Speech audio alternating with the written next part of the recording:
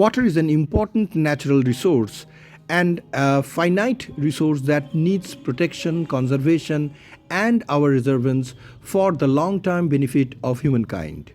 Water can be a source of peace, conflict, as well as prosperity. Access to drinking water is a human right. There is an urgent need to work together to protect and conserve our most precious resource. Cooperation on water paves the way for cooperation on all shared challenges. We must use water as a tool to create a more peaceful and prosperous world for all. The water related impacts of climate change are worsening, and a growing global population is placing increasing demand on this finite resource. Within many countries, people's access to safe drinking water is unevenly and unfairly distributed. Between countries, the widespread lack of transboundary cooperation on shared river water resources pose a risk to the quality and quantity of water supplies and therefore threatens social and international economic and geopolitical stability. The inability of the government to provide basic water services can lead to delegitimization of state institutions and ignite social interest from the perspective of food insecurity, high unemployment, and internal migration. Water can be a trigger when interests of different water users, including states and provinces, clash and are perceived as inconciliable, or when water quantity or quality decreases that may affect human and ecosystem health. Water can be a weapon during armed conflicts used by both state and non-state actors as a means to gain or maintain control over territory and populations, or as means to pressurize opponent groups. Water can be a serious casualty of conflict when water resources, water systems, or utility employees are intentional or accidental casualties or targets of violence. Attacks on civilian infrastructure, including water system, pose serious health and environmental risk and violate international humanitarian laws.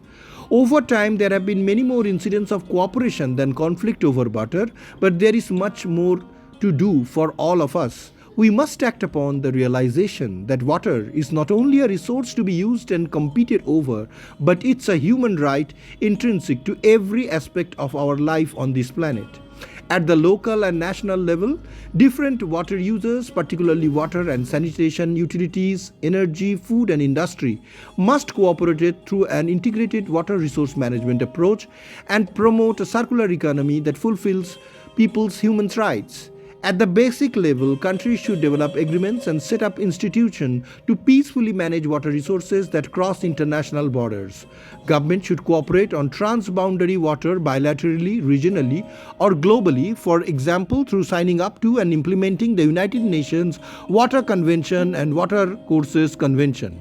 Working together on water across borders and sectors will accelerate progress across sustainable development goals, enhancing food security, sustaining healthy livelihoods and ecosystem, helping to build resilience to climate change and global warming, contributing to disaster risk reduction, providing renewable energy, supporting cities, towns, villages, and our industry and agriculture for regional integration and peace. Last but not the least, it is significantly important to protect water for the conservation of biodiversity, forest, our natural resources, environment, and ecosystem. Without water, life is indeed impeded on this planet, which is prizedly possessed by all of humanity as one of the greatest wonders of the entire solar system that supports and sustains life. Unless we take measures in our hand and work towards cooperation, coordination, communication, and collaboration among nations and among citizens across boundaries and international borders, conflict with water can result in disastrous consequences. On the other hand, such cooperation and collaborations could bring about economic prosperity, because water is not only a source of maintaining the sustenance of our ecosystem, but it is also our economy builder through supply to our agriculture, industry, domestic and industrial uses, and also serving as a transportation method for our goods and oil and various other resources, as well as people from one region or one country to another, or from one continent to another.